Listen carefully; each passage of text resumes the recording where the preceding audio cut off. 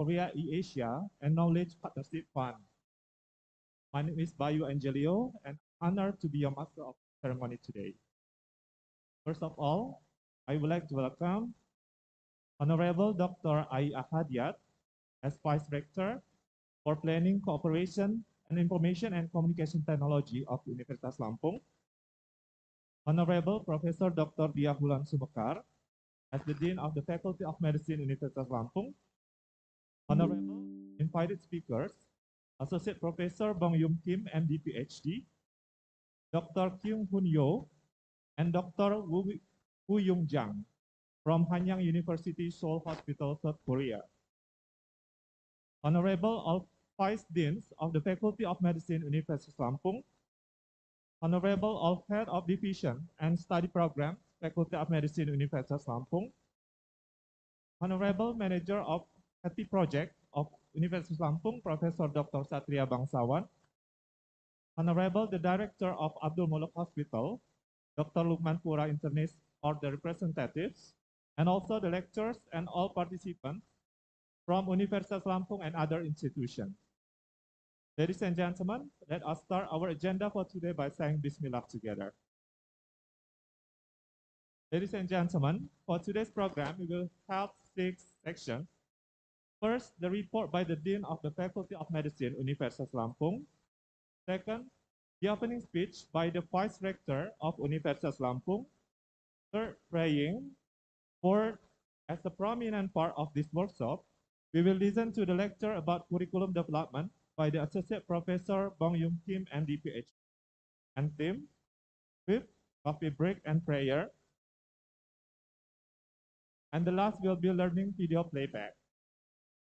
Ladies and gentlemen, to start this event, I would like to invite Professor Dr. Dia Hulan Sumekar to give her event report. Professor, the time is yours.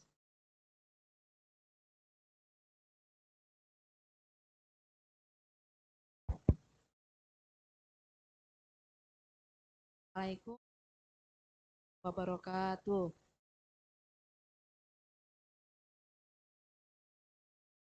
Afternoon. Abi pun. Number of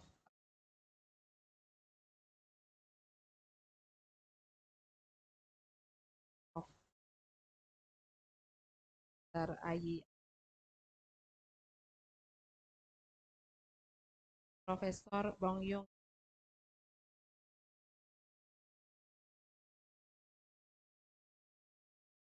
Yung Jang Medical.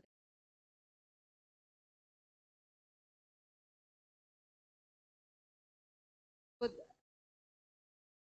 Welcome to Faculty of Medicine, Prof. Kim, Mr. Kyung. Faculty. Maybe this is for second time, I think. Yeah. And for you, the first time. Okay. Yeah. The Honorable also IDB Consultant, Tropic and Manager of HETI Project Lampung University, Profesor Dr. Satria Bangsawan, dan Vice Director of Teaching Daerah Abdul Hari, dan Vice Dean of Medical Faculty of Lampung University, and the committee team and all workshop participants. Let us praise the presence of Allah Subhanahu wa Ta'ala.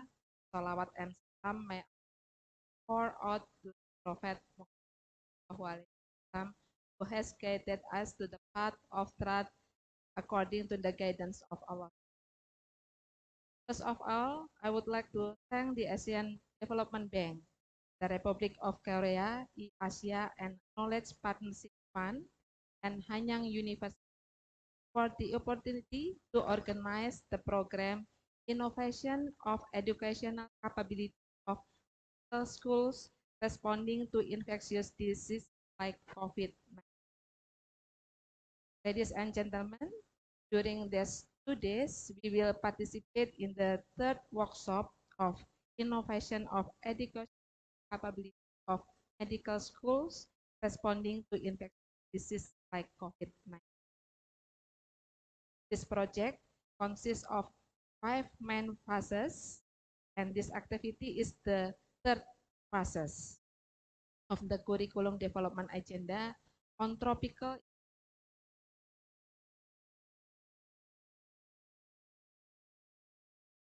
Before this, we already held the first workshop on August 2022, Bandar Lampung, Indonesia. And for the second workshop was held on October 2022 in Seoul, South Korea. With this activity, we hope that Lampung will be stronger and have more improvement in the field of tropical infectious disease. Curriculum development, the medical education, such as in the field of tropic infectious disease, is a must so that the quality of medical education in Indonesia is getting better. Especially, we are agree that this activity is very for all of us. I also would like to thank for committee team for preparing the event well. I think if there's some mistake in more or less, I will please for. Finally, that is enough for the speech that I can deliver on this session. If there are any mistake, both from my speech or my movement in delivering this speech, I apologize profusely to all of you who have been present in this call, and I really thank of you. Assalamualaikum warahmatullahi wabarakatuh.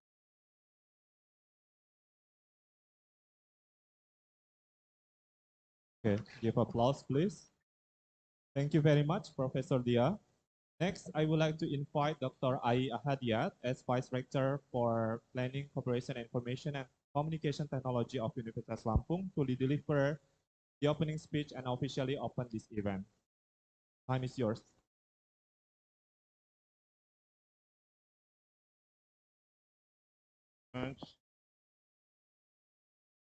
Assalamualaikum warahmatullahi wabarakatuh.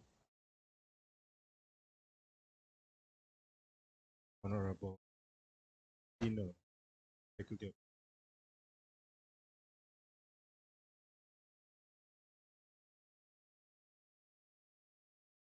Satria, Head of, and Kang Yang Kim, the third time? Second time. Okay. Welcome.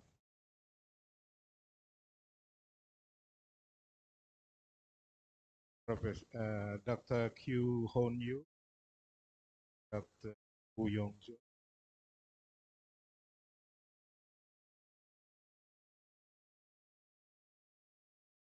and my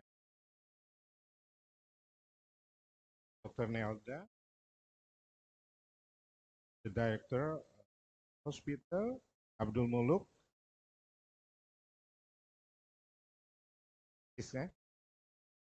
and all my colleagues.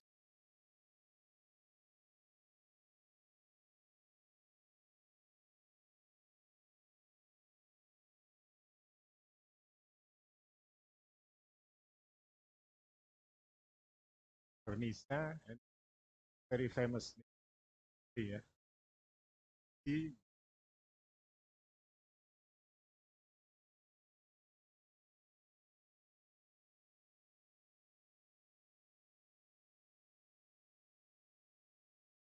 hide behind the class. Okay, good afternoon. Please allow me, our rector, Professor Dr.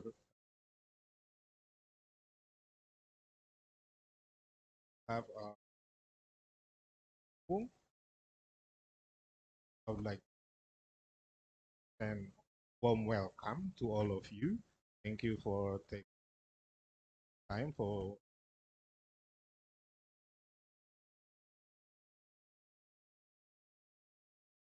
time. Hope you enjoy.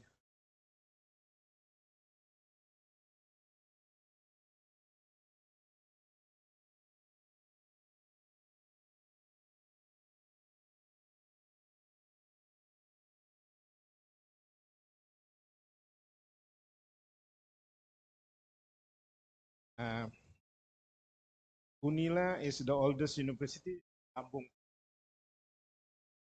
Always support the government, human capital development, progress by strengthening capacity to provide cutting higher educational and high quality research. UNILA actually consists of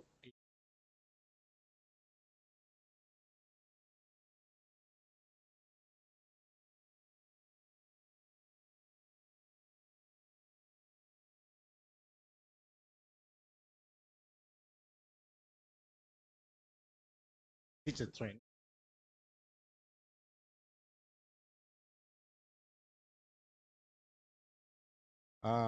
We are very happy to have you all here in order to boost UNILA capacity to develop our high quality health personnel and medical services to respond to increased demand for health services, including those triggered by coronavirus, COVID-19 pandemic. We are very happy today, University of Lampung and Hanyang University already have memorandum of understanding. Very good memorandum,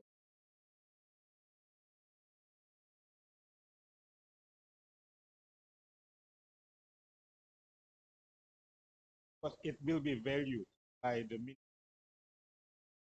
our you visit here, correct?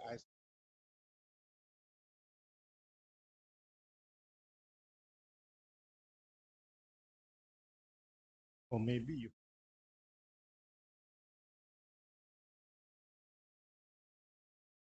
try to display it in.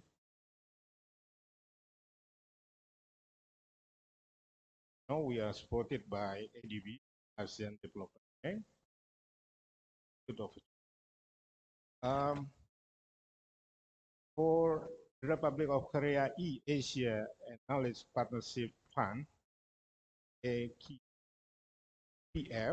Republic of Korea, and the Asian Development Bank has organized a program created, and it is with the topic of innovations of educational capability of medical school and responding to infection disease like COVID-19. This is ADB projects A 9415. We hope this strengthen medical educations and faculty medicines and improve the quality of medical education in UNILA, especially in responding to infectious disease like COVID-19. I believe COVID-19 is over as layperson, but we are sure some kind of viruses will be. So have to. Ladies and gentlemen, on behalf of Rector, in this happy moment, please allow me to open this formally. I open the third workshop, Innovation of Educational Capability of Medical Schools Responding to Infectious Disease like COVID-19 formally.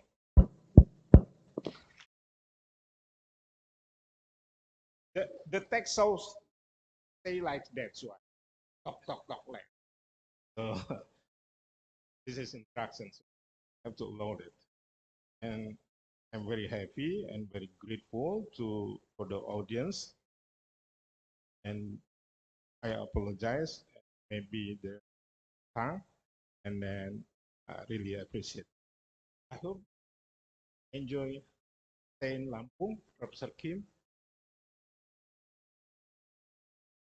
We have so many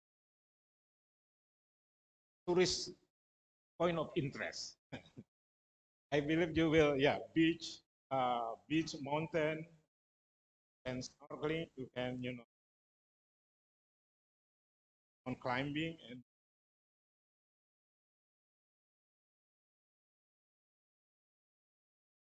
golfing. I think enjoy again. Thank you very much. Terus, Assalamualaikum warahmatullahi wabarakatuh.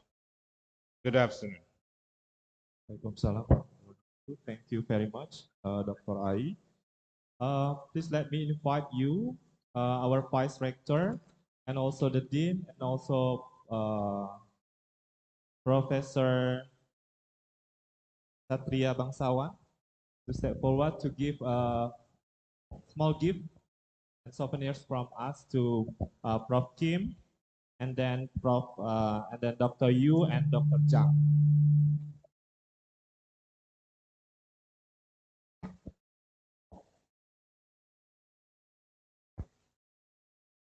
The first souvenir will be presented to from Dr. Ai to Prof. Kim. Please step forward, please.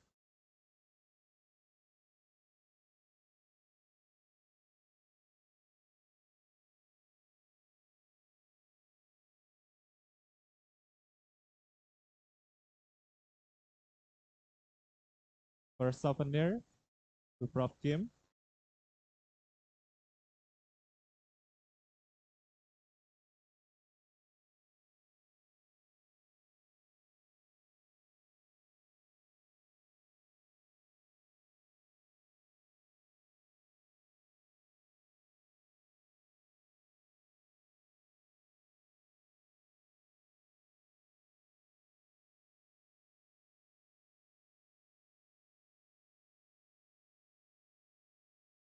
For the second one, from Dean. From Dean, maybe. Okay, thank you.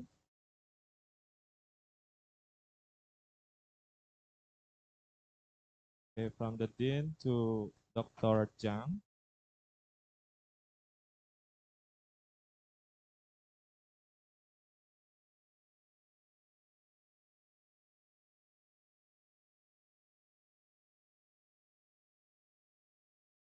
Okay, please, we like to invite all of the participants, vice deans, and then maybe the head of study programs.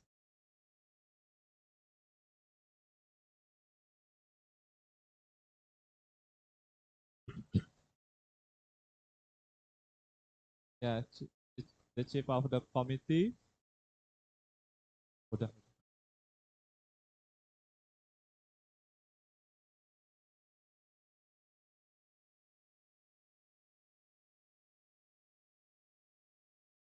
Okay, in a minute.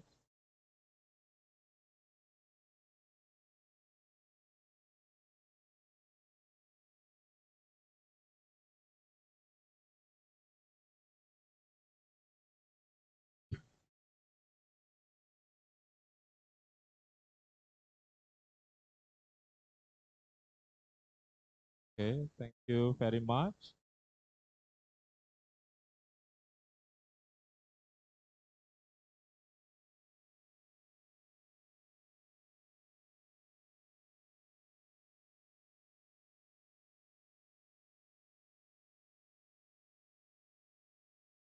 The next agenda will be praying, will be led by Mr. Joki. Mr. Joki, please. Assalamualaikum warahmatullahi wabarakatuh.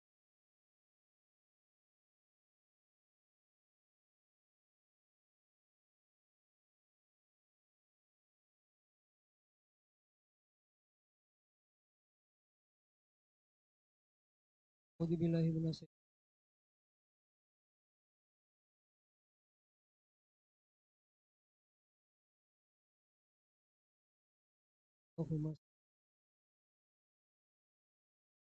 salli wa ala wa barik wa barakta. Allahumma anta khalaqtani wa ana ala wa wa'di. A'udzu bika min syarri ma sanatu wa laka bini wa abu'u bi dzambi faghfir li fa la yaghfiru dzunub. Ya Allah ya Tuhan kami mohon kepadamu iman yang keyakinan yang benar rezeki yang luas, hati yang senantiasa khusyuk, lidah yang senantiasa berzikir menyebut rezeki yang halal lagi baik untuk wahai Tuhan yang maha tinggi, yang maha pengampun, berilah kami tambahan ilmu pengetahuan ya Allah, dan gabungkanlah kami dalam golongan orang. Ya Allah, janganlah Engkau biarkan di tempat kami satu dosa pun. Tiada suatu kesusahan hati pangkan dan tiada suatu hajat keperluan. Kecuali Engkau penuh dan mudahkanlah ya Allah segenap urusan dan lapangkanlah dada-dada. Terangilah hati dan sudahilah semua amal perbuatan kami. Ya Allah ya Tuhan, matikanlah kami dalam, hidupkanlah kami dalam, dan masukkan golongan orang tanpa kehampaan dan fitnah. Ya Allah ya Tuhan kami, lindungilah kami di bawah naungan singgasana pada hari yang tidak ada naungan selain, dan berilah kami minuman dari Allah dengan suatu minuman yang sehat, nyaman. Sudah itu kami tidak akan haus untuk. Ya Allah ya Tuhan kami mohon kepadamu kebaikan yang diminta oleh Nabi-Mu Muhammad, dan kami berlindung kepadamu ya Allah dari kejahatan sebagaimana yang diminta oleh Nabi-Mu Muhammad. Ya Allah ya Tuhan kami mohon kepadamu surga serta nikmat dan apa adanya, baik ucapan maupun amal. Dan ya Allah, kami berlindung kepadamu daripada neraka yang mendekat pada baik ucapan maupun amal. Rabbana atina wa fil akhirati hasanah wa qina. Subhana rabbika rabbil izzati salamun alhamdulillah. Assalamualaikum.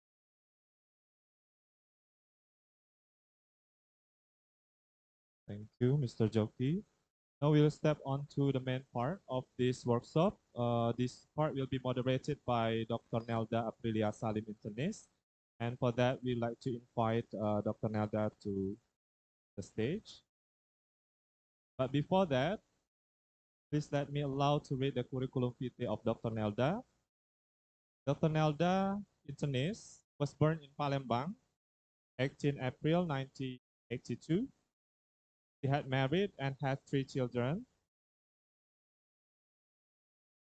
She was graduated from Internal Medicine Specialist Program from Faculty of Medicine, Universitas Sriwijaya.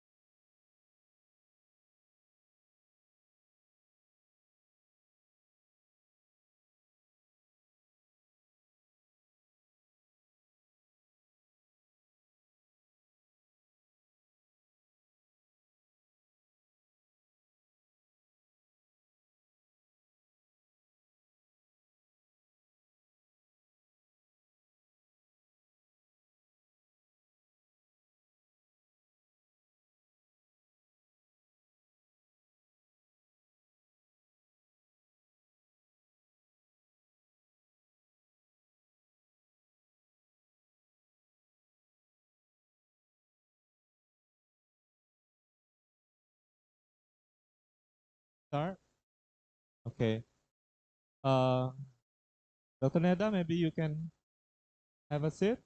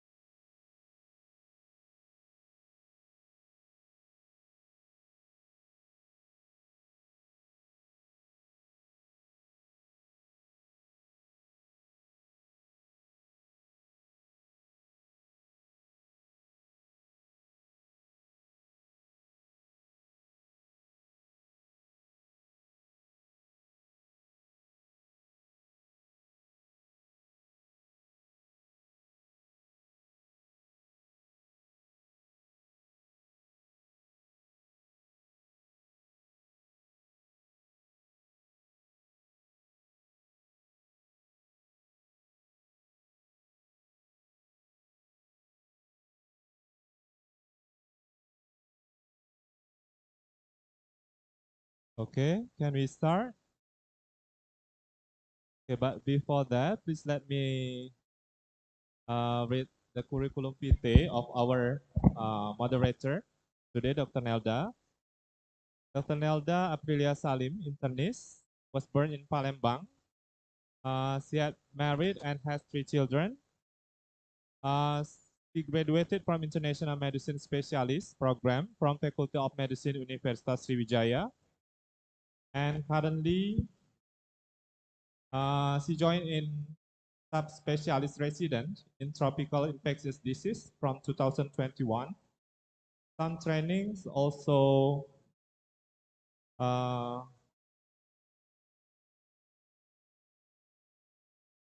also joined since 2015, such as diagnosis and treatments of malaria, management of viral hepatitis, training for triple elimination program, training of diphtheria, and training of trainer management of HIV.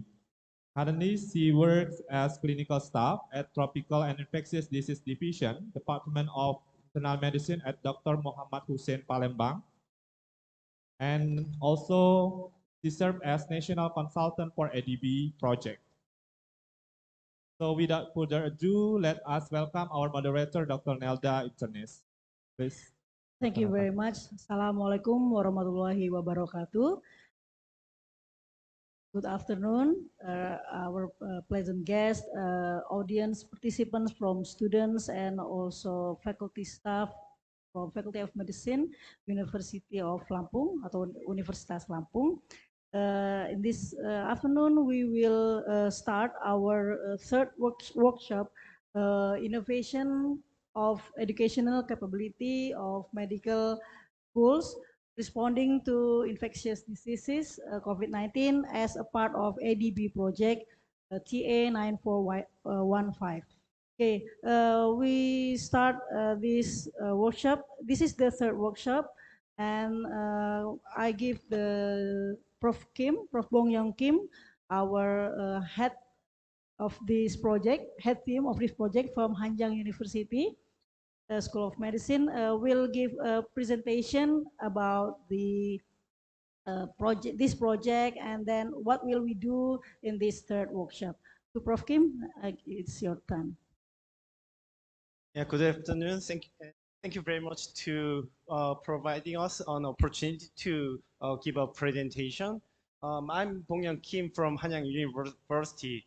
Actually, 6 months ago, we visited UNILA, and there was no student at that time, but we are not today. Was very surprised that there are so many students, and we are very happy to get an opportunity to have such a this kind of face-to-face meeting. Yeah, um, as as we know, the overcoming emerging infectious disease is very important. We don't want to have another pandemics in the future, but we also know it's inevitable. So we have to be ready to respond to emerging infectious diseases at any time and any place. So yeah, let me introduce our project, and I will briefly explain what we have done until now and what we will do uh, for the next 6 months. The project name is Innovation of Education Capability of Medical Schools Responding to Infectious Diseases like COVID-19, and it was funded by ADB, Asian Development Bank. Main agenda is, as I mentioned briefly, the main agendas are as follows. The objective of this project is to consist of 3 parts: improving education capability of medical school and supporting our curriculum development. And the last one is supporting capacity building programs for teaching staff. So, and this project consists of 5 phases, and we are now the phase 4. At the phase one, we planned project, and at the phase two, we the needs of the medical this in UNILA was surveyed in workshop at phase two, and at the phase three we developed the overall curriculum, and now we are at the pace of the main of the workshop is as follows. Yeah, in workshop one, we introduced a new curriculum to education faculty, and the workshop two was placed in Korea, and we discussed a lot over the new curriculum and developed some of new curriculum with education faculty and other key stakeholders. And now at this workshop, we had to make an evaluation of the overall course. And after finish this workshop, we will amend our e-materials and curriculum and and in workshop four, we will provide the new e-material and new curriculum to NOAA. Besides of the workshops, we are making reports, yeah, and I will skip this slide. The project starts in the March in 2022, and this project will be end in this July. Yeah. Before start the project, our the experts in Korea, including the experts in Hanyang University and other two universities, um, made essential courses that are necessary to teach to respond to emerging infectious diseases. Those things are the common essential curriculum for emerging infectious diseases, and we made we've done workshop one and two, and uh, we we confirmed the curriculum that will be implemented in Manila. Yeah, let me show those things in the next slide. Um, Before visiting here 6 months ago, we analyzed the strength and weakness of curriculum in UNILA throughout the review of the documents. Yeah, reviewing the current curriculum of UNILA and educational system in Indonesia. Uh, uh, of course, there are so many. We found that there are so many strengths. The most of all, the clinical practice sites are very various, and it includes the community health centers. And there are various professors of basic medicines in microbiology, parasitology, or pharmacology, etc. And there are several diverse learning materials. However, we found that there are some weaknesses about it. First of all, even though there are so many basic professors in basic medicine, however, just few clinical professors were participated in the course of tropical infectious disease curriculum. And another weakness was the lack of didactic lectures in clinical education. So the curriculum was with, similarly there were less courses about clinical medicine in tropical infectious disease curriculum. Uh, in the case of Korea, um, so many medical doctors who are practicing and managing patients in the hospital are also participating in that kind of curriculum.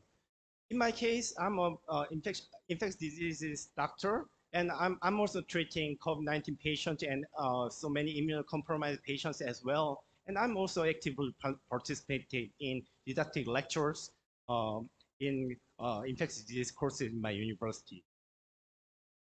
So in workshop one, we surveyed the curriculum that needs to be implemented in UNILA, and we also surveyed the local applicability and viability of curriculum. 22 answers were collected about the um, about the survey needs for curriculum, and 10 answers were collected for local applicability and viability of curriculum. Let's say curriculum then needs to be implemented in UNILA. The faculties in UNILA thought that the emerging infectious disease courses, laboratory diagnosis of infectious diseases, and emerging infectious disease response, disaster medicine, national and international response strategy are necessary to be implemented. However, we couldn't, we cannot implement all of them because you in UNILA already have a good education course, and we cannot change it very widely, very drastically. So in workshop 2, we made several discussions with faculties in UNILA and Dr. Nedar Salim and our team. So we confirmed those 4 courses. We will make e-materials over those 4 courses. Let's see. The first course is disaster medicine, focusing on infectious disease disasters. It includes introduction of triage system for patients with suspected emerging infectious diseases in emergency room. The second course is hospital response to emerging infectious diseases. It includes standard precaution and isolation, infection prevention and control strategy against COVID-19. Course 3 is clinical laboratory medicine in infectious diseases. We already know the course in the tropical infectious disease course includes kind of laboratory medicine, but it focuses on the clinical laboratory medicine. How can apply the result of laboratory test to see the patient and to treat the patient. It includes laboratory diagnosis of infectious diseases, bacteria, antimicrobial resistance, virus, fungus, and others. And first 4 is emergency overview of emerging infectious disease. General concept of emerging infectious diseases with COVID-19. So after finishing my presentation, we will show you the demo version of e-learning materials of one of the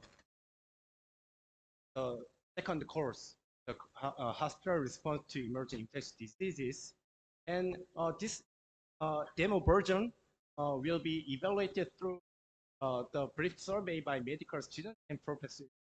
So that's why we distributed the papers, for you, and the rest of all materials will be provided to Nila by email until the second week of March, and the evaluation for those courses will be conducted through the electronic survey. After reviewing the feedback, a high-quality e-material will be developed and implemented to current curriculum in Manila. Actually, because because we have to modify the e-material, so we recorded by ourselves. So the quality is not very good. So, but after reviewing the feedback, we will rent studio, and we will produce develop very high quality in materials. And at the workshop 4, the overall project and usually into the curriculum will be finally evaluated. And we hope to visit here again in 7th to 8th in June. The timeline is as follows. In until the March, the evaluation feedback about the rest of e-materials will be finished, and during the April we will make a high quality e-materials reflecting the feedbacks.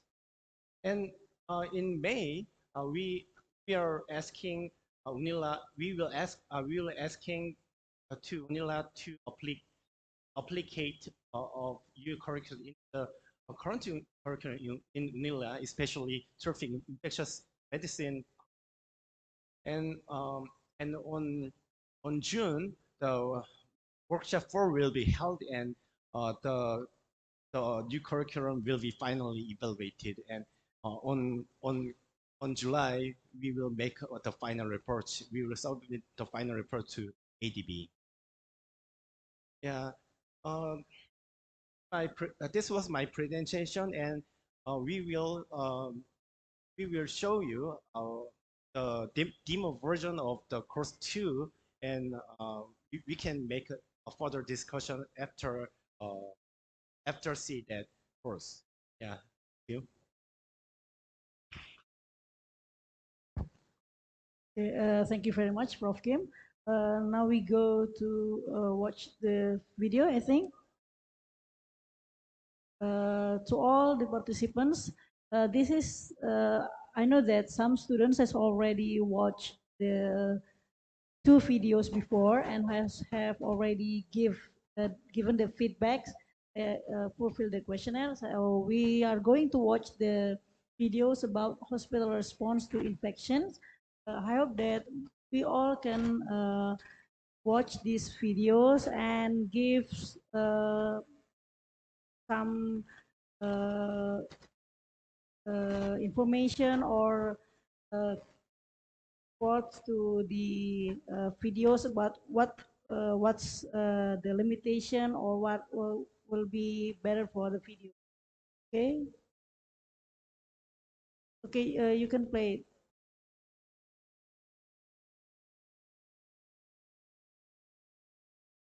All the participants have already got the questionnaire.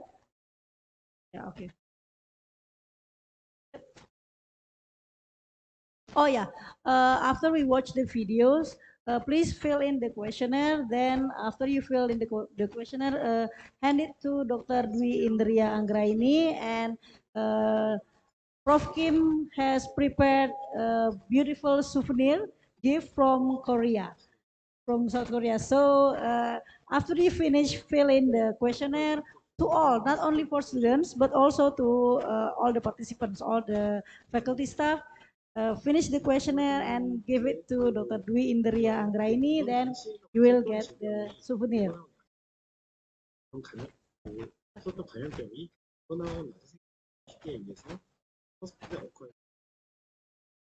Maybe the volume can be.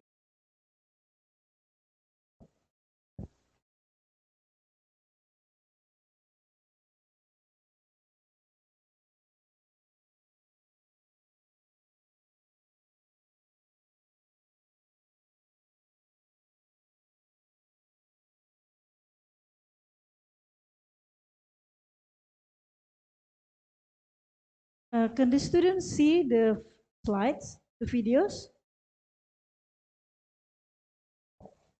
Ah, yeah, okay.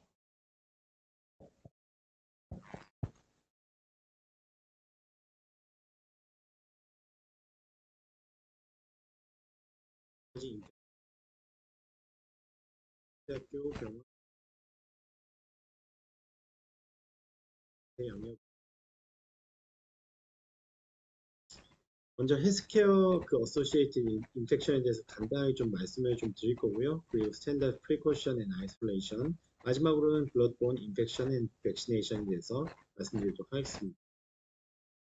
hospital acquired infection, 요즘엔 헬스케어 어소시에이티드 인펙션이라는 용어로 좀 많이 불리게 되는데요. 그것에 대한 정의입니다. 이와 같은 경우에는 이제 먼저 그 입원 당시에는 없었던 질병이 입원하고 나서 생기는 것, 그런 없었던 감염병이 입원하고 나서 생기는 것을 쉽게 얘기해서 이런 hospital acquired infection이라고 얘기를 합니다. 일반적으로 우리는 입원 당시나 입원 48시간 이내에서는 없었던 그런 감염병이 입원한 지 48시간 이후에 새로이 발생한 것을 우리는 hospital acquired infection이다라고 일반적으로 그렇게 토칭을 하고 있고요. 그리고 만약에 퇴원을 하더라도 만약에 그 입원 당시 발생한 그런 그 사건과 연관된 그런 인펙션이라고 하면 우리는 hospital acquired infection 또 얘기를 하고 있습니다. 대략적으로 좀 그 통계만 좀 다르긴 한데 대략 3에서 15% 정도에서 발생한다고 좀 알려져 있습니다. 이게 좀 중요한 이유는 다른 것 같은데요. 먼저 사회적 측면에서는 이게 결국에는 그 병원이나 의료진에 대한 불신으로 좀 이어지게 된다 그런 문제점이 있고, 사회적인 그런 경제적 소실, 그리고 이런 법적이나 윤리적 혹은 사회적인 그 문제를 촉발할 수가 있겠습니다. 환자 측면에서는 대부분 사실 그 병원에 입원하는 환자들이 대부분 좀 취약한 환자들이죠. 뭐 기저질환도 많고 면역력도 좀 떨어지고 해서 이런 질환이 일어났을 때 매우 좀 그 심각한 치명률이 좀 높아질 수가 있게 되고요. 그리고 병원 기간이 길어지게 됨으로써 그런 그 의료 비용도 많이 좀 높아지게 됩니다. 이런 의료진 측면에서는 이게 그 치료도 되게 좀 어렵게 되고, 그리고 이런 그 송사에 휘말릴 수 있는 그런 위험도 있겠습니다. 밑에 보신 테이블 같은 경우는 이제 그 최근에 미국에서 이런 그 이런 그 최근도 아니죠. 이제 미국에서는 이런 너무 확실한 의료 관련 감염병에 대해서는 더 이상 그 보험료를 환급을 해주지 않는다. 그런 투표가 헬스에 나와 있는 그런 얘기입니다. 그렇다면 균은 어디서 오는 것인가? 사실 균이 어디서 사실 갑자기 멀리서 온다고 좀 생각을 하시는데, 대부분 이런 그 hospital acquired infection을 비롯한 대부분의 감염증들은 이제 그런 우리가 같이 살고 있는 그런 균들에 의해서 발생하게 됩니다. 사실 여기 듣고 계신 분들이나 저나 아니면 환자들이 전부 다 균하고 같이 공생을 하고 살고 있는데요. 근데 이런 정상적으로 통제하고 있는 그런 균들이 우리 몸의 방어 배려가 깨졌을 때, 가령 이런 카테터를 삽입을 한다거나 아니면 수술로 뭐 짠다거나 그런 행위를 통해서 우리 몸 방어막 깨졌을 때 침투를 하게 되고, 그것이 이런 허스피탈 어쿠아이드 인펙션의 80%를 차지하게 됩니다. 그리고 또 갑자기 멀리서 오는 경우도 있겠죠. 왜냐하면 병원은 의사가 환자를 계속 만지고 다니잖아요. 의료진이 잘 아시는 손이나 그런 기구들을 통해서 환자에게 새로운 균을 좀 도입을 하고, 그것으로 인해서 감염증이 또 일어날 수가 있겠죠. 이런 병원에서는 사실 이런 감염증의 본질은 균이 이제 숙주를 침범한 행위이기 때문에 여러 가지 다방면으로 일어날 수가 있습니다. 이런 의료진이 환자에게 옮길 수도 있고요. 환자가 의료진에게, 혹은 환자가 환자에게 옮길 수도 있고, 의료진이 의료진에게, 아니면 뭐 공동된 환경에서 의료진이나 아니면 환자에게 옮길 수도 있겠습니다. 이런 병원체가 인체에게 전파되는 그런 루트는 크게 4가지로 보고 있습니다. 첫 번째는 혈액이나 체액으로 전파되는 경우가 있겠고요. 두 번째는 이제 직간접적인 접촉에 의해서 전파된 경우, 그리고 작은 침방울이 비말에 의해서 전파된 경우, 마지막으로는 더 작은 그런 입자인 공기를 통해서 호흡기로 전파된 경우가 있겠습니다. 하나 좀 뜯어보면요. 이런 혈액이나 체액으로 전파되는 경우는 사실은 이런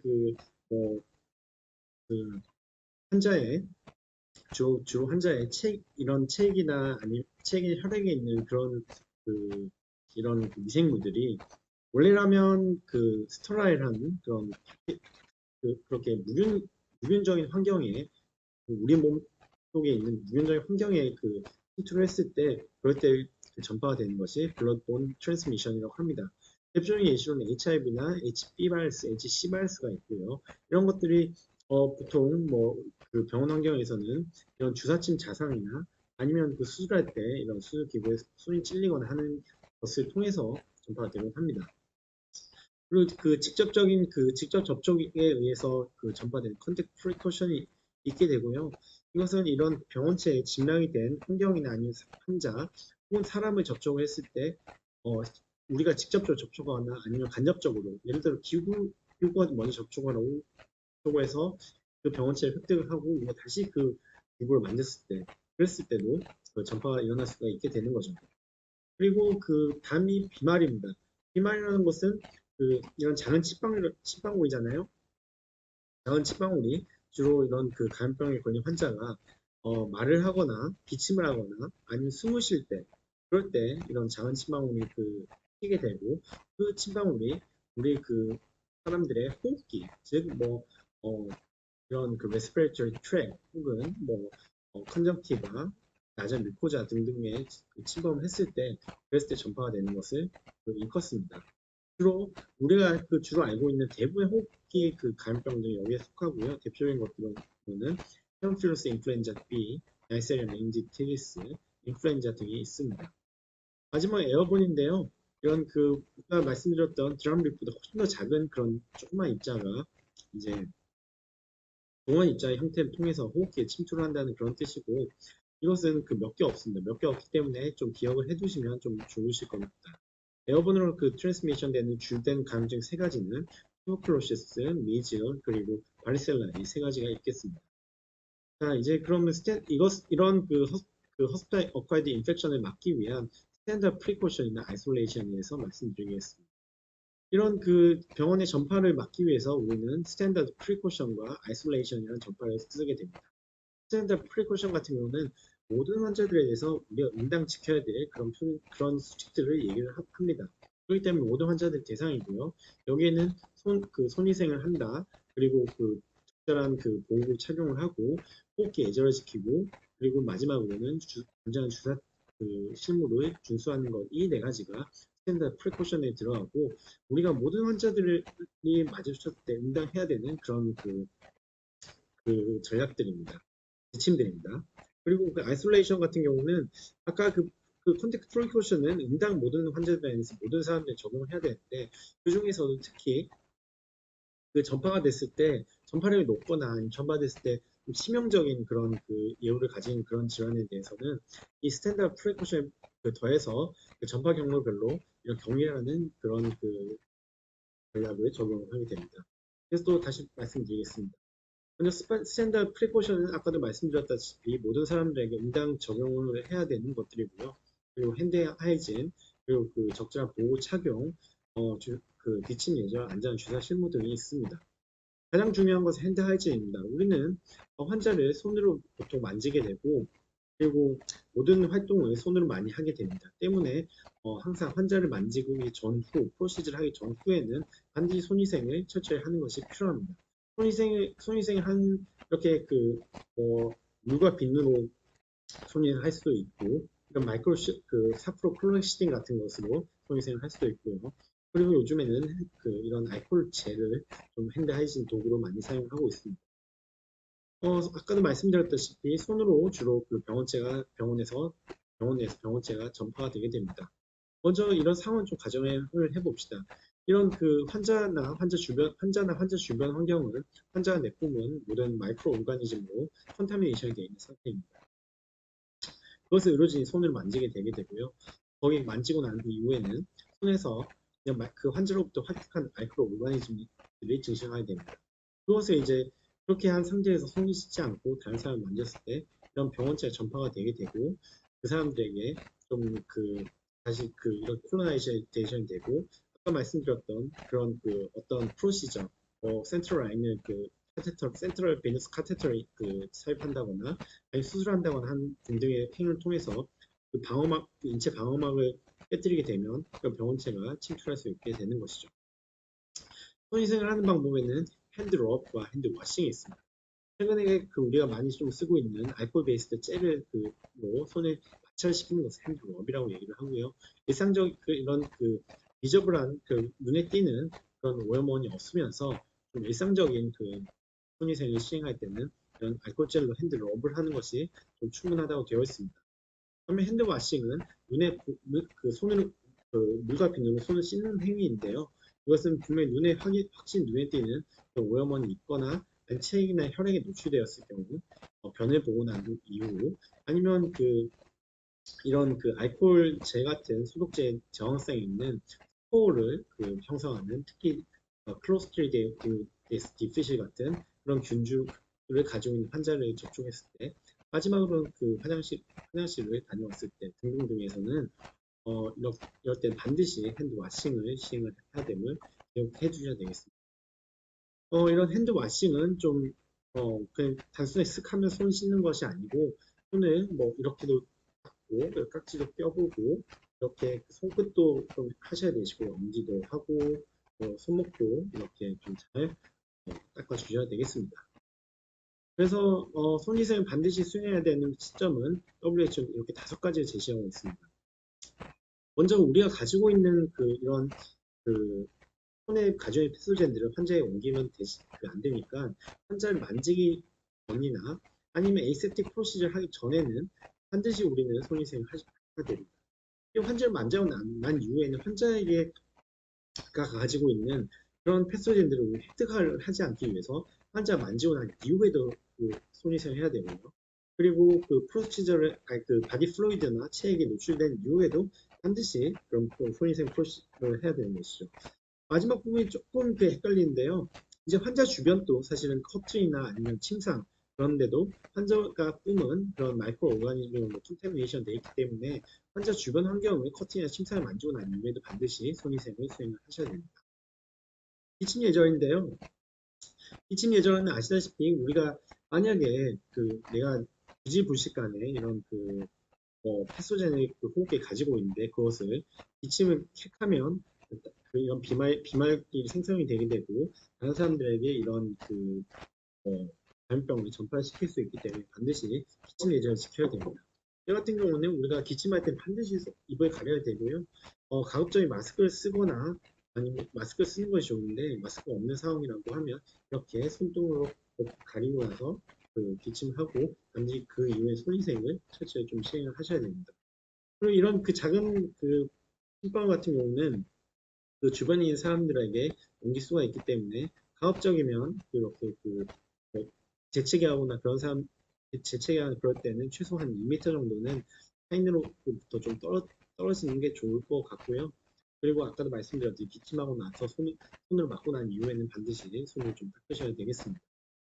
사실은 우리 사스코로나2 바이러스 COVID-19이 주로 비말로 전파되는 주요 감염병이죠.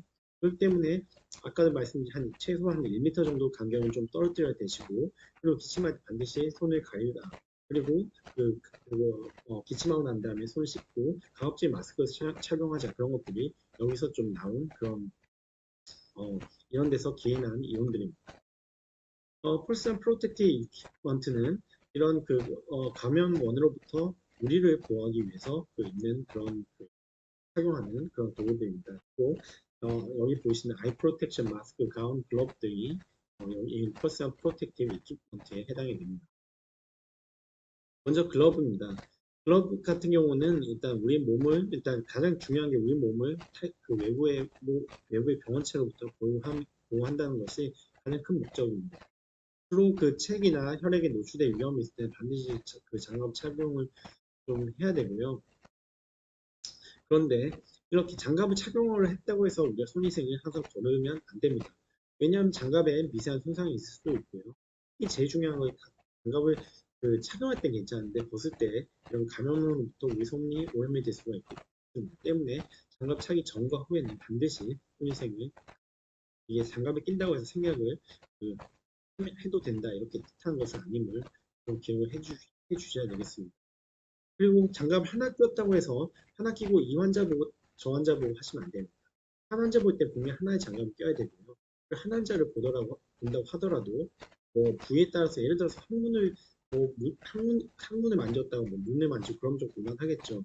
한 환자를 볼 때도 그 장갑을 껴야 되는 경우가 있음을 기억해 주셔야 되겠습니다. 마스크 같은 경우는 이제 이런 레스피레이터리 시크리션을 차단을 하기 위해서 착용하는 배려입니다. 일단은 내가 가지고 있을 수 있는 그런 부지불식을 가질 수 있는 그런 그 레스피레이터리 패스지를 밖으로 나가지 못하게 하는 이 하나의 그 목적이고요. 또 다른 목적은 외부에서 들어오는 그런 드랍릿에 대해서 보호막을 치는 그런 행위입니다. 그렇기 때문에 이런 호흡기 환자들을 볼 때는 항상 마스크를 좀 갈아 껴야 되고, 그리고 요즘에는 이제 좀 너무 잘 알겠지만 이제 코와 입을 충분히 잘 가릴 수 있도록 잘 하셔야 되겠습니다. 엔고 마스크 같은 경우는 그냥 서지컬 메디컬 마스크와 분명히 좀 차이점이 있습니다. 이 같은 경우는 이런 미세한 먼지나 가스 혹은 에어로졸라이즈 된 그런 감염원들을 보호하기 위해서 보완된 그런 마스크를 우리는 엔고 마스크라고 하고요. 이 같은 경우는 사실은 에어로졸 한 95% 정도를 필터링 할 수가 있고, 사실은 이게 의료용으로 보완된 것이 아니고 자용으로 노동 현장에 사용할 수 있도록 보완되었기 때문에 우리는 이게 미국 노동청에서 허가된 마스크를 우리는 엔고 마스크라고 하게 됩니다. 사실 병원 환경에서는 이런 오일을 쓰지 않기 때문에 사실 오일에 굳이 리스턴트 할 필요가 없고, 대부분의 패소젠들은 95% 정도의 필터링 정도면 대부분 감염증을 예방할 수 있기 때문에 우리가 95% 정도 필터링 할 수 있는 그런 등급 마스크를 쓰고 있습니다. 서지컬 마스크와 차이점은 이거 같은 경우에는 아주 작은 입자들을 전파되는 감염병을 필터링하기 위해서 보완된 반면에 서지컬이나 메디컬 마스크는 보다 좀 큰 입자로 전파되는 그런 패소젠들을 걸을 수가 있겠습니다. 사실 그렇기 때문에 엔고 마스크 같은 경우는 작은 입자로 전파되는 호흡기 감염증인 에어본 트랜스미션에 해당되는 그런 감염증, 즉 아까 말씀드렸던 튜버클로시스, 미즈, 아니면 발세노조스 바이러스로 발세노조스 바이러스를 유발할 수 있는 치킨팍스나 디스미네이팅 헤르페스 조스터의 경우에는 엔고 마스크를 좀 가급적이면 좀 쓰라고 되어 있고, 그게 아니더라도 보통 드랍릿으로 전파가 되지만 하지만 우리가 에어로졸로 화시키는 그런 프로시저를 하는 그런 질환들, 가령 이렇게 인플루엔자 환자한테서 석션을 한다거나 브론코스코피를 하거나 그럴 때는 그런 작은 찌방울 드랍릿 입자가 아주 에어로졸화 될 수가 있기 때문에 그런 경우는 엔고 마스크를 가급적 쓰도록 되어 있습니다.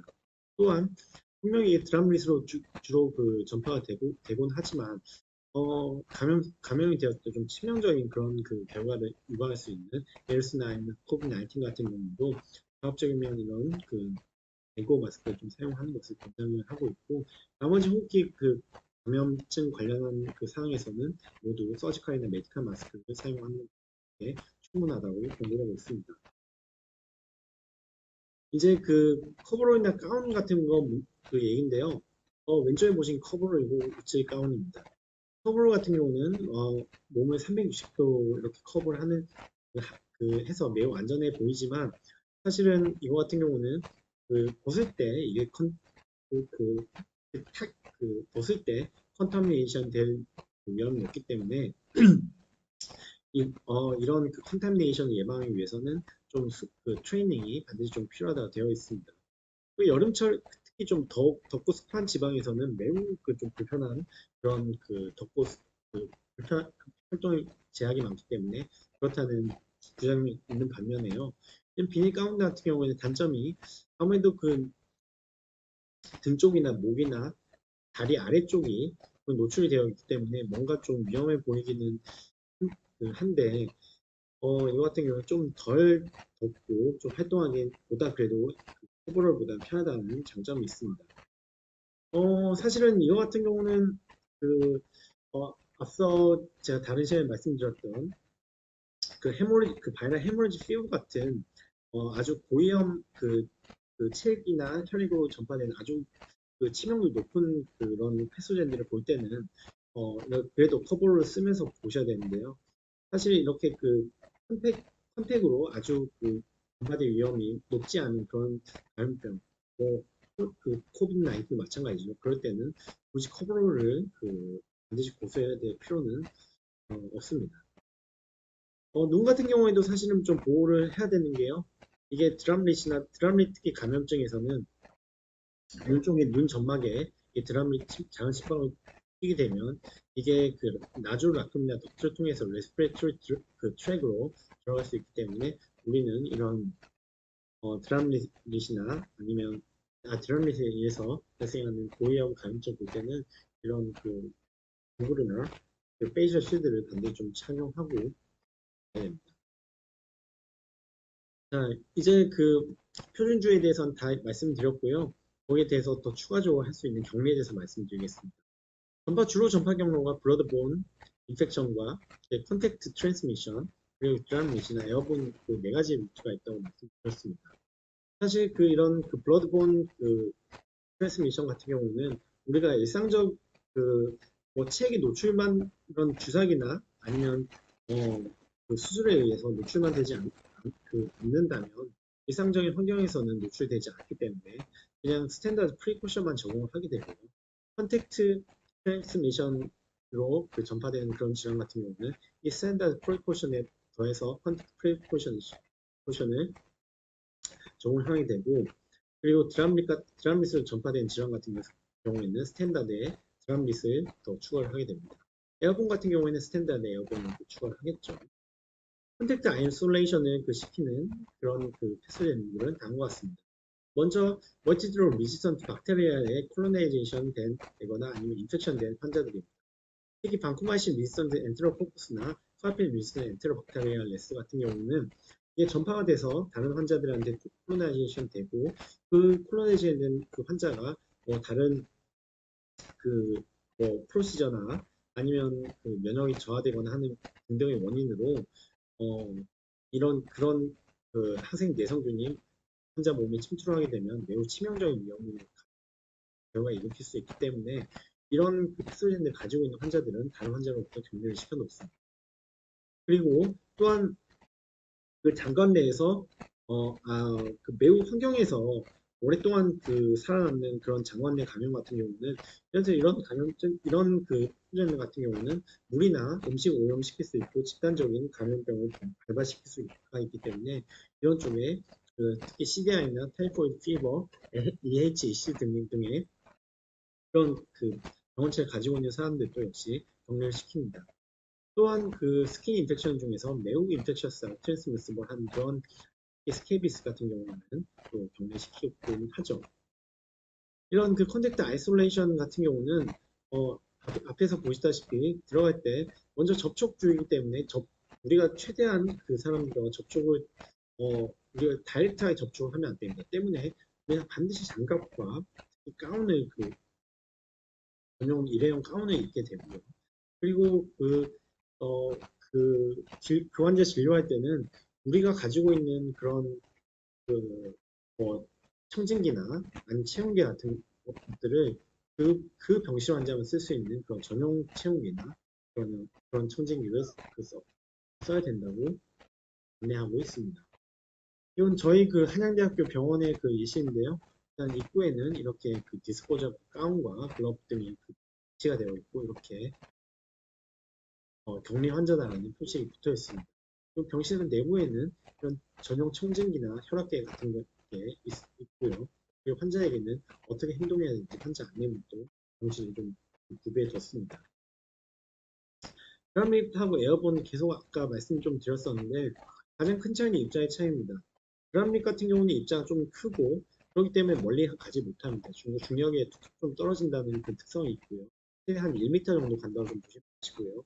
하지만 그 에어본 같은 경우는 입자보다 작기 때문에 입자 공기에서 둥둥 떠다니게 되고 그렇기 때문에 내가 있는 어떤 한 환자가 있는 병실에서 다른 병실에 있는 환자한테 전파시킬 수가 있고 그리고 한 환자의 층에서 다른 환자가 있는 층에 또 전파시킬 수가 있습니다.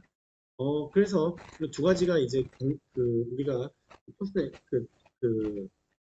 프로텍션 이퀴먼트나 아니 병실에 좀 적용해야 되는 전략이 조금 다른데요. 드럼릿 같은 경우는 입자가 크기 때문에 큰 입자를 방어할 수 있는 서지컬 메디컬 마스크를 의료진이 착용하는 것만으로는 충분한데 에어본 트랜스 프리코션 같은 경우는 보다 작은 입자를 커버해야 되니까 엔고 레스피레이터를 착용해야 되고 또한 환자가 있는 병실에서 있는 그런 균이 다른 병실이나 다른 층으로 가지 않게 하기 위해서 그 병실에는 네거티브 프레셔를 걸어줘야 되는 그런 상황입니다. 자, 그렇기 때문에 드랍릿 그 트랜스미션하고 에어본 트랜스미션으로 전파되는 그 주요 질환들을 다시 좀 리뷰를 해보면 아까도 말씀드렸다시피 에어본 트랜스미션 된 질환들이 많지 않기 때문에 아래 것들을 좀 외우시면 좀 기억해 두시면 좋을 것 같습니다. 결핵이나 미즈, 그리고 바이셀라 조스터 바이러스로 유발되는 킴팍스나 디세미네이팅 조스터가 주된 에어본 트랜스미션의 그런 대표적인 질환들이고 그런 에어본 트랜스미션에 의한 질환에 의한 환자들을 볼 때 진찰할 때는 앵꼬 마스크를 의료진이 써야 되고 환자는 네거티브 프레셔 룸에 이렇게 넣어줘야 되는 것입니다. 그래서 에어본 아이스 일단 그리고 트러블릿 트랜스미션 환자들은 따로 네거티브 프레셔 룸이 없기 때문에 대신에 다른 환자와 적어도 한 2m 정도의 거리는 좀 떨어뜨려야 되고 그렇기 때문에 공동병실이라 하더라도 커튼을 좀 쳐놓고 그리고 그 환자에게서는 그 환자의 패소젠이 외부로 가지 않게 그 환자에게 또 마스크를 쓰고 그 병실에 그 환자 진찰할 수 있는 의료진도 같이 이런 메디컬 서지컬 마스크를 쓰고 진찰을 하면 충분합니다. 이런 에어본 아이솔레이션 룸은 아까 말씀드렸듯이 네거티브 프레셔 룸으로 설정이 돼야 되고요. 그리고 의료진은 항상 앵꼬 마스크를 착용하고 환자를 해야 되겠습니다. 마지막 파트는 블러드본 인펙션 앤 백시네이션입니다. 아까도 말씀드렸다시피 블러드본 트랜스미션 되는 그런 질환들은 스탠다드 프리코션이 충분하고 스페시픽 아이솔레이션 스트래티지는 필요치 않다고 말씀드렸습니다. 감염증은 헤파타이티스 B, C, 그리고 HIV 이 세 가지에다가 시필리스도 물론 가능합니다. 시필리스 가능한데 그 확률은 좀 높지는 않습니다. 그럼 네 가지 정도 기억을 해두시면 좋겠습니다. 이런 블러드 패스젠들은 이런 병원 환경에서 이런 직업적인 노출로 나타나는 경우가 많습니다. 일단 주사기를 다루다가 찔리는 경우나 아니면 수술하다가 베이는 경우가 흔하게 됐죠. 주로 이런 병원체를 환자가 가지고 있다, 병원체가 가지고 있는 HIV나 HB 바이러스, HC 바이러스를 가지고 있는 환자들의 이런 체액에 노출된다고 하는 뜻은 블러드나 티슈 혹은 여기 있는 시멘, 바자이나 플루이드나 혈액을 포함하고 있는 아더 플루이드들에 노출되었을 때 우리는 이런 패스에 노출되었다고 간주를 하는 것이고 환자의 대변이나 콧물, 눈물, 아니면 침, 땀, 소변 이런 데는 이런 패스젠들이 거의 존재하지 않기 때문에 이런 데 노출이 되더라도 큰 위험성은 없다고 공유를 하시면 되겠습니다. 니들 스틱 인저리가 결국에는 니들 스틱 인저리나 아니면 다른 오큐페이션 엑스포저가 병원에서는 비일비재하다고 말씀 좀 드렸습니다. 이 바이러스에 감염됐던 사람들한테 노출됐을 경우는 보통 HBE 안티젠 네거티브인 포지티브 환자는 한 30% 정도 확률로 전파가 되고 이 안티젠 네거티브의 경우는 1에서 6% 정도 확률로 전파가 되게 됩니다. HC 바이러스 환자에 대해서는 2.8%, HIV는 2.3%, 시필리스 같은 경우는 1기나 2기 때만 전파가 가능하고 레이턴트 시필리스 단계에서는 전파가 되지 않습니다. 그리고 이런 환자에게 노출이 되게 된다면 이런 운드 상처 부분을 반드시 물과 비누로 세척을 해내야 되고요. 먼저 버드는 마이크로 오르가니즘 양을 줄여야지 실제로 감염증으로 이어질 그런 확률이 낮아지니까요. 대신에 이제 짜낸다거나 아니면 거기에 소금기를 막 바른다거나 하는 것은 크게 도움은 안 된다고 되어 있습니다. 우선 물과 비누로 잘 씻어내는 게 중요하게 되어 있습니다.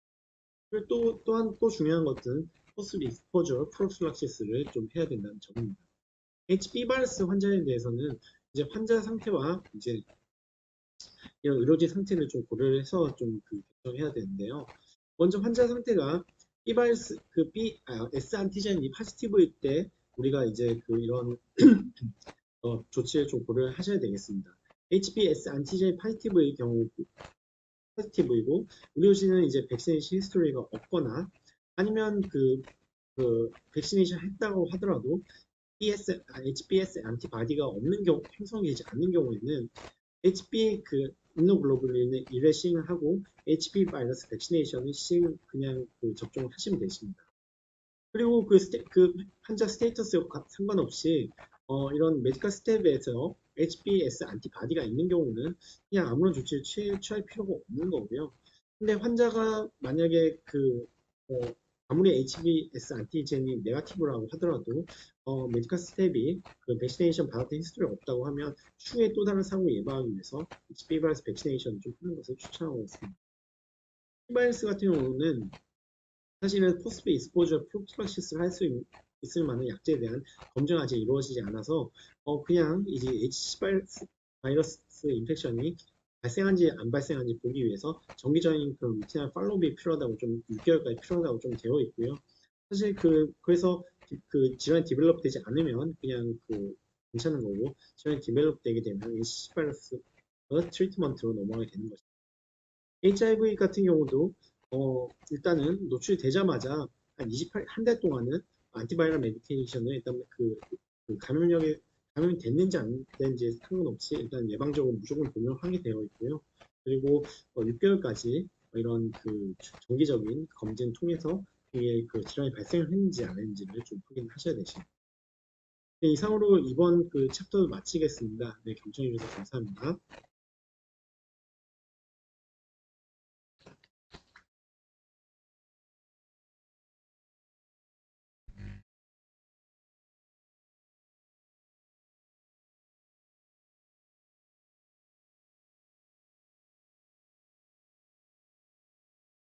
Okay, thank you for.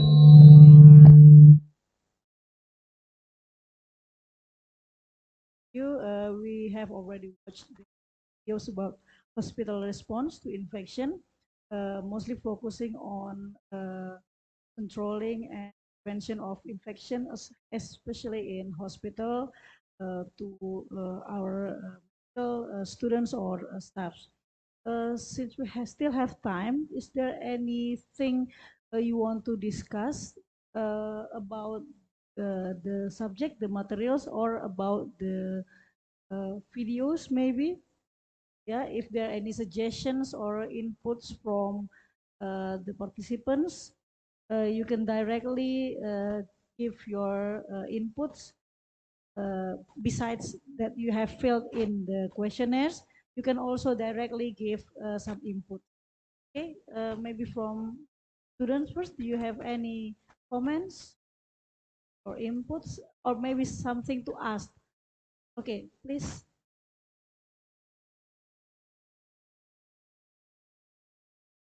Please say your names and from what grades. Thank you for the opportunity. Round of applause for the really great presentation. First, let me introduce myself. My name is Dafa. I'm a preclinical medical student, and now I'm in the 6th semester. So, in our medical faculty, we use a system called BLOCK, B-L-O-C-K, BLOCK. In the system, we have such as cardiology block, respiratory block, dermatology block, and one of our block is tropical infectious disease block. As mentioned in the presentation that there will be a new curriculum that will be introduced, which is 4 courses around tropical infectious disease block. And my question is, will there be a new things or any difference introduced, remembering that UNILA already have the block named tropical infectious disease? Thank you. Yeah, thank you for the question. Yeah, as I mentioned, we already reviewed. I mentioned we already reviewed the process in tropical infectious diseases, and we found that there are some weaknesses in that course, especially especially education about responding emerging infectious diseases. So we discussed over and over time, and we decided to develop those 4 courses. Those 4 courses, and we hopefully hopefully those four courses are added into the tropical infectious disease course in order to develop capacity of medical student capacity, in respect to respond to emerging infectious diseases.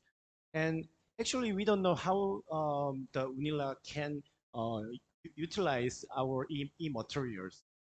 I- that, that's what the faculties and medical students in UNILA have to do after finish this project. Yeah, uh, well, in our opinion, the medical faculties can demonstrate those e-materials to medical students, or the medical faculties can develop develop their cap, their capacities throughout that kind of work.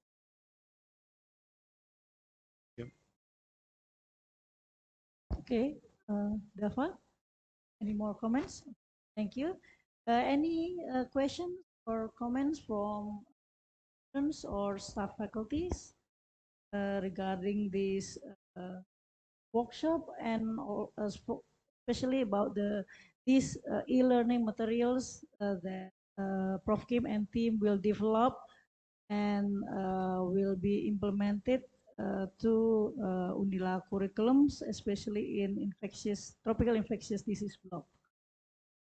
Any comment? Any? Okay.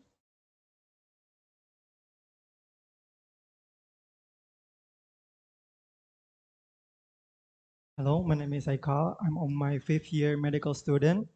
Thank you for the opportunity. I want to ask, is there any strategy that we can adopt to with medical staff that has limited budget, limited tools to prevent infectious disease, as we in Lampung or any region? Is there any strategies that we can improve to maximize the uh, infectious disease transmission?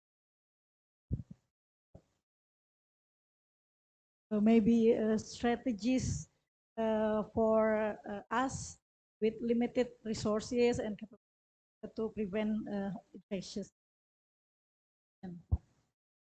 Yeah, thank you for the question. Actually, as shown in the video, the most important thing is adhering to the basic things. Wash your hands before contact to the patient, and wearing masks, or uh, um, or if, if possible, isolate patients with high risk groups of transmission. Those things are uh, very very principal things. We we understand in resource limited environment, it's hard to adhere everything. For example, in my country, the infection control team is very important. What they do is so what they do is enhance the promotion of hand washing to all the medical staff, including doctors and nurses and others, or set a strategy of isolation, etc. But is there an infection control team in the hospital in this? Yeah, usually in every hospital now we have infection control team consisting usually one infection prevention control doctors and some nurses. They have like areas like one nurses covers how many patients, like that standard, the standard for. So every hospital must have that, and infection prevention control in hospital is one of the standards for hospital accreditation. So it is a must. Thank you. And and additional comment is as for the infection control, there's no very novel high technology. Just keeping the basic things are the most important component uh, in order to prevent transmission. within the hospital environment. Yeah, as Prof. Kim said that yes, hand washing is very important, very easy to do, very simple. But yeah, uh, thanks. I don't say thanks to COVID-19, but yeah, because COVID-19, the all hospital now have provided at least the hand rub sanitizer, uh, and also really realize the importance of washing hands, providing uh, place to wash hand and soap. Okay, any comments or questions from faculty staff maybe about the e-learning materials? Yeah, okay, Dr. Dwi. Thank you, Dr. Nelda. Professor Kim, actually, we already have a workshop, we call it, with the students. We watch the two videos. You have three videos, and we already watched for the two videos. All the members, all the participants, our students already give the questionnaire, the survey also. I wonder, is the video will using the Korean language, or there will be Yeah. the dubbing or the English? That's what we want to ask Yeah. you guys, because yeah, as you know, we are not very fluent in English, so we it's the demonstrated version. So it's demo version. So we try to speak in Korean language and insert the captions, English captions. However, if you if you give us an opinion that speaking English is better, then we will develop the English speaking version. Because we already discussed with some of the lecturer and also the students.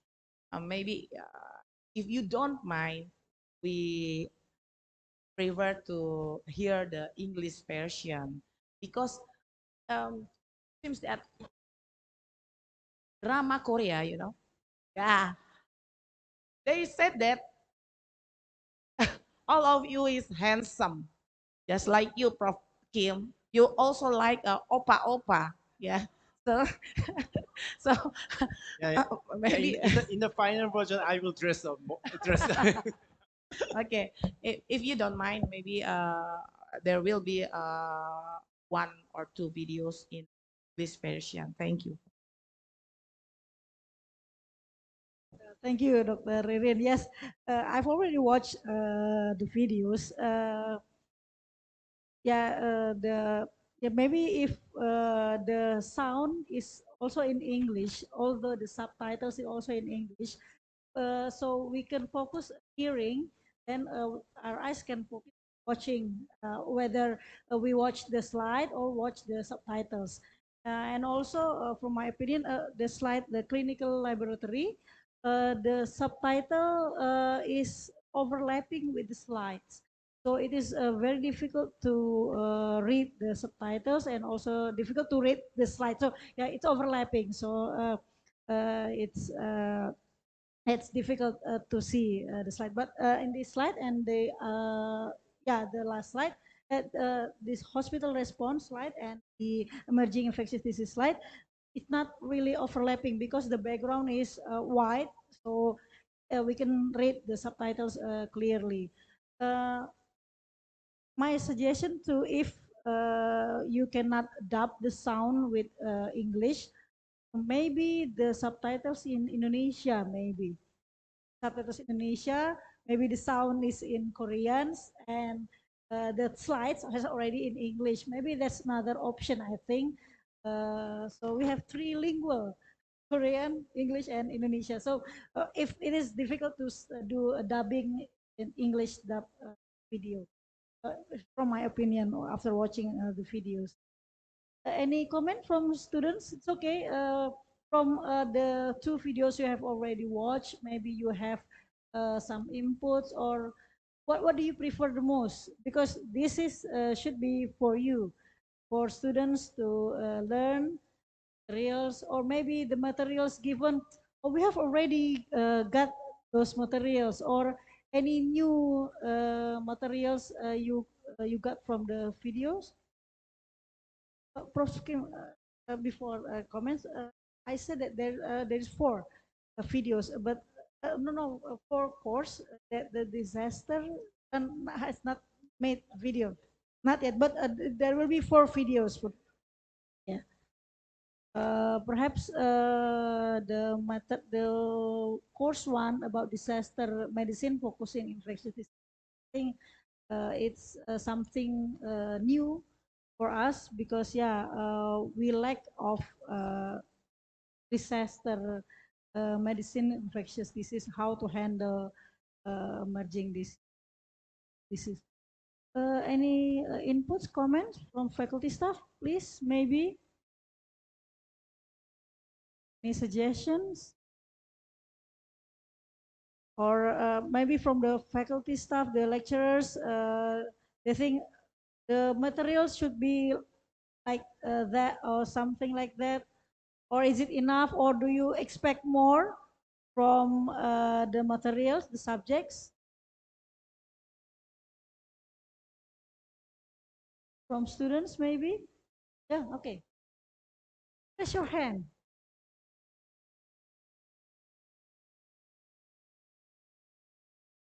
Okay, thank you for the opportunity. My name is Muhammad Arskam Fadil. I'm from sixth semester of studies. I think the video is got well improved. As a medical student, I think it is important to know the context of PowerPoint slide, even from a view of picture or image, and that's shown on the slide. And the slide is good at font, color, and picture that interprets the context. The table is good too at difference and some classification word, but maybe it will be better if there is more question like before, because I think it will make more comfortable and easy to understand for medical students. Thank you.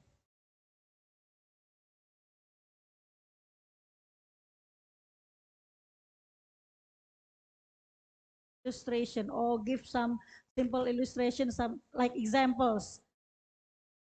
Yeah, adding more simple illustration or examples about yeah, examples, illustrations, or animation, or what?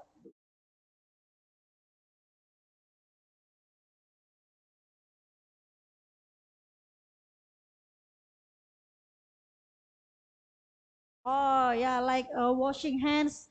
Some a video about example of doing hand washing like that. Okay. Yeah, yeah, yeah. Because on the videos only pictures, brief pictures. Yeah, maybe adding some video practicing washing hands uh, with soap, and also maybe for operation. Like, okay, any comments? Can you catch up the materials, although it is in Koreans and in English? Yeah? Okay.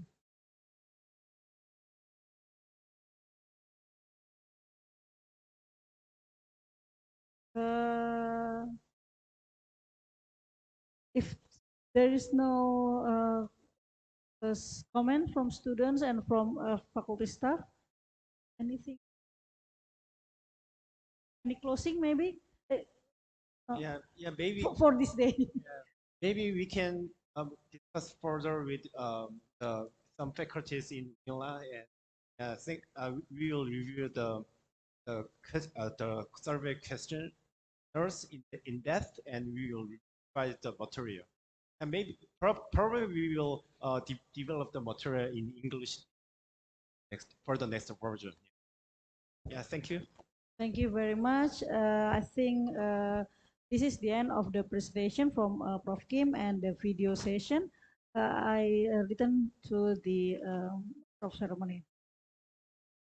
Thank you very much, Dr. Nelda. Please big applause once again to our moderators and also speakers. So ladies and gentlemen, for the next agenda, we will have a coffee break and prayer for 30 minutes and for maybe or maybe just 30 minutes for coffee break. We have coffee break, right? Okay, but before that, please let me invite all speakers and also the lecturers and also the students to take photo session again for each study program, ya. For each study programs. Jadi dari Kesmas dulu mungkin dari mahasiswanya dan dosen-dosennya gantian satu-satu.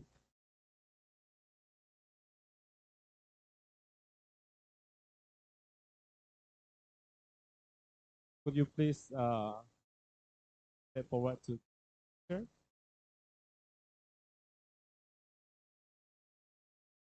Kesmas dulu, silahkan. Ini satu-satu sama dosen dan mahasiswa.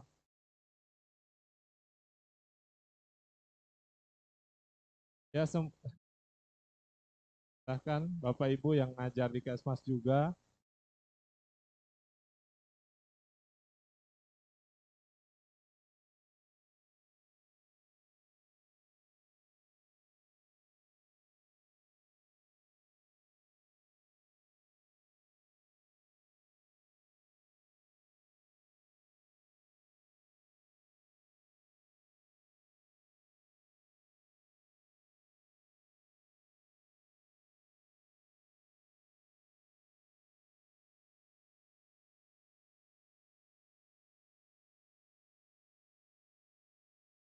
Oke, Kesmas dulu, silahkan.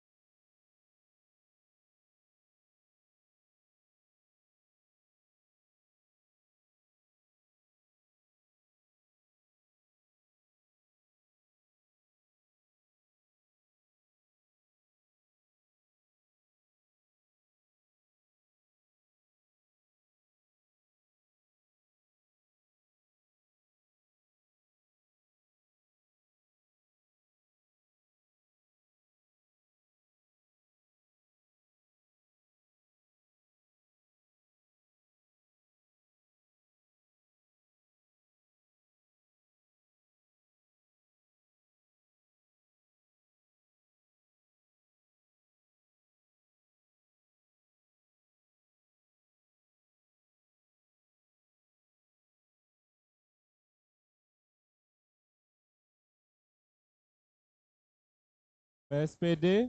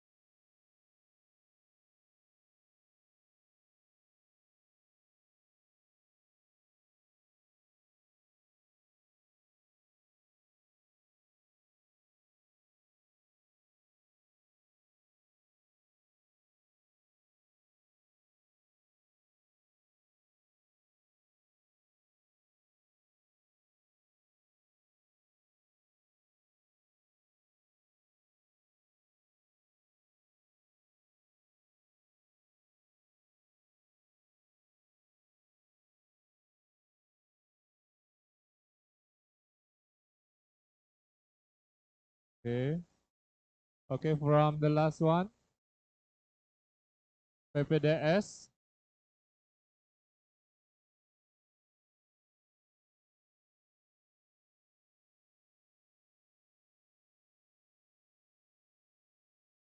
Belum ya?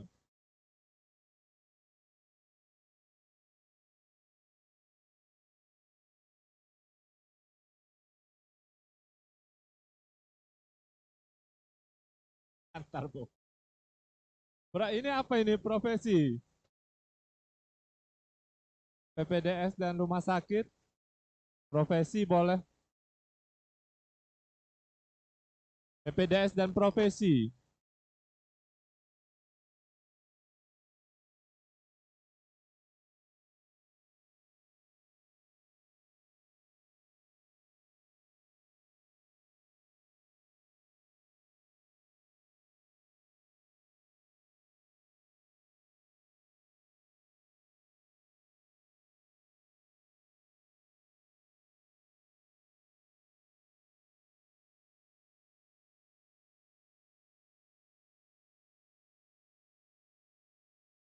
Duduk boleh duduk, duduk.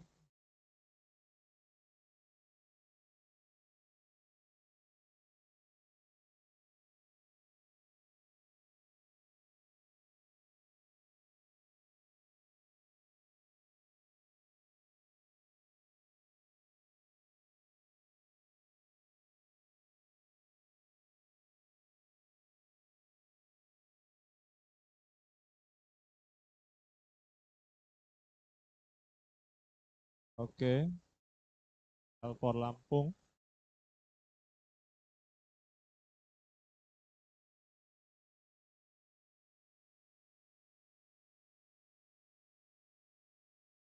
Oke. Ya, for the last time, for all lecturers, semua dosen. Ya, Bu. Semua dosen. Silahkan Bapak Ibu dosen. Ya, oh iya nanti juga. Ya, Ibu-ibu tendik boleh juga. Iya, iya, iya. Siap, siap.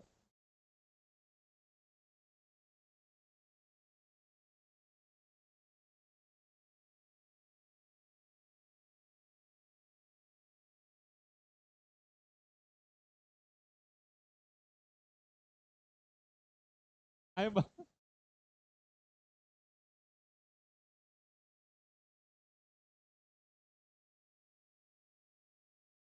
ayo untuk semua Bapak Ibu dosen silahkan. Bapak Ibu dosen silahkan. Ya Bu.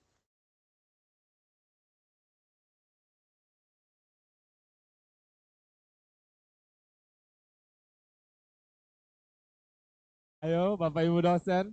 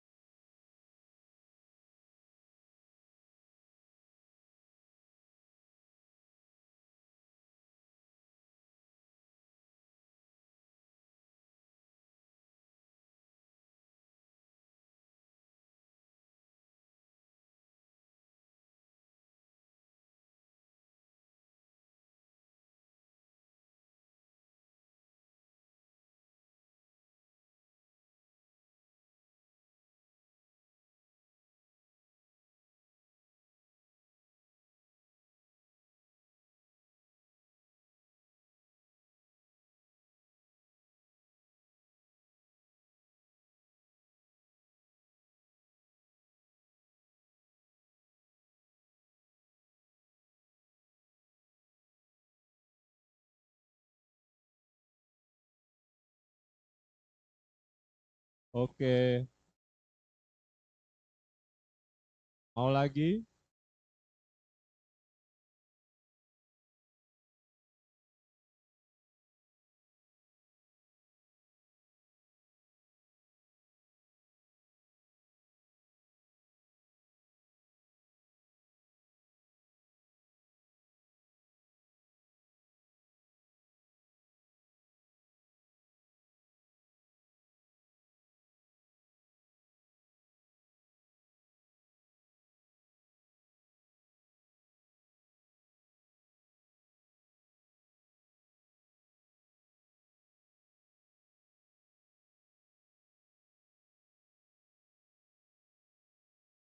Oke. Enough? Okay, the last one.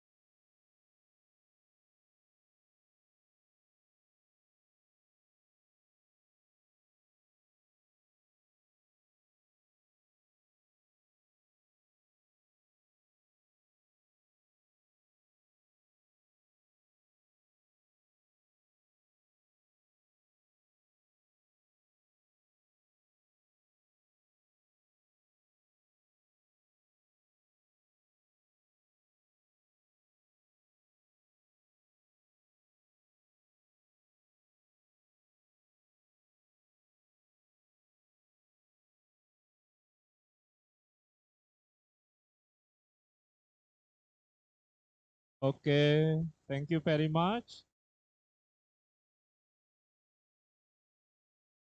Yeah. Okay, ladies and gentlemen, we are now coming to the end of this event. On behalf of the host and Faculty of Medicine, Universitas Lampung, we'd like to thank you for your support and participation in this event. We hope this event will benefit the advancement of curriculum development in funding for emerging infectious disease in Indonesia and South Korea. Once again, thank you very much and good afternoon. Wassalamualaikum warahmatullahi wabarakatuh.